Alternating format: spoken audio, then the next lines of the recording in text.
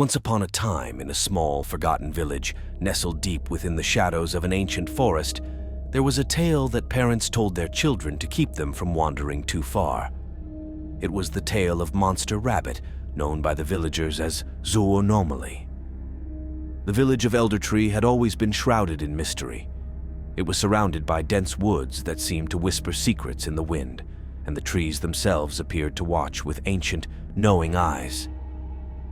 The villagers lived simple, uneventful lives, their routines dictated by the seasons. But beneath the calm surface, there was an undercurrent of fear, a fear that stemmed from the legend of Zoonomaly. Zoonomaly was said to be a gigantic rabbit, grotesque and nightmarish in appearance.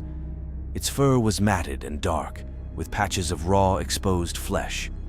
Its eyes were hollow voids that seemed to draw in the light, and its teeth were long, jagged, and stained with the blood of countless victims. The beast was rumored to roam the forest at night, hunting anything foolish enough to cross its path. According to the legend, Zoonomaly was not always a monster. Long ago, it was a gentle creature, a beloved pet of the village healer, a woman named Ilara. Ilara had a gift for communicating with animals, and she had raised the rabbit from a tiny kit. She named him Thistle. Thistle followed her everywhere, his soft fur and gentle eyes bringing comfort to all who met him. But one fateful night, a powerful storm swept through Eldertree. Lightning struck the ancient oak that stood in the center of the forest, splitting it in two and releasing a dark force that had been trapped within for centuries. This force, a malevolent spirit known as Malakar, sought a host to wreak havoc upon the living world. Thistle, curious and brave, ventured into the forest during the storm. The moment he approached the split oak, Malakar seized the opportunity and entered the rabbit's body, transforming Thistle into the monstrous Zoonomaly. No longer the gentle companion he once was, Zoonomaly became a creature of pure evil, driven by the spirit's insatiable hunger for destruction. As the years passed, the villagers learned to fear the night. Livestock went missing, and those brave or foolish enough to venture into the forest never returned. Stories of encounters with the beast spread like wildfire. Some claimed to have seen its glowing eyes watching them from the tree line, while others heard its chilling, guttural growl echoing through the darkness. One such story was that of Old Man Harkin, the village blacksmith. One evening, as the sun dipped below the horizon, Harkin's daughter Lyra failed to return from gathering herbs in the forest. Driven by fear and love, Harkin armed himself with his strongest weapons and ventured into the woods to find her. The forest was eerily silent, save for the rustling of leaves underfoot and the distant hoot of an owl. Harkin called out for Lyra, his voice trembling with desperation. After hours of searching, he stumbled upon a clearing illuminated by the ghostly light of the full moon. In the center of the clearing stood Zoonomaly, its grotesque form hunched over something lying on the ground. Harkin's heart sank as he recognized the lifeless body of his daughter. Rage and sorrow consumed him, and he charged at the beast with a primal scream. But Zoonomaly was swift and cunning. With a single swipe of its massive, clawed paw, it sent Harkin flying into a nearby tree. As he lay there, broken and bleeding, he watched helplessly as the monster devoured his daughter.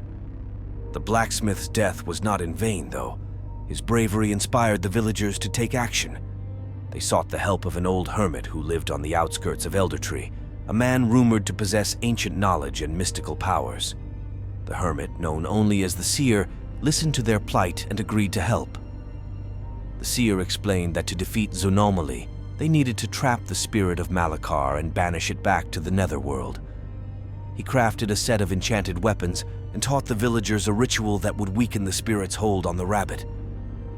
But the ritual required a great sacrifice.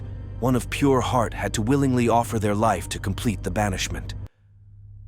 A young girl named Ellen, pure of heart and brave beyond her years, stepped forward to volunteer.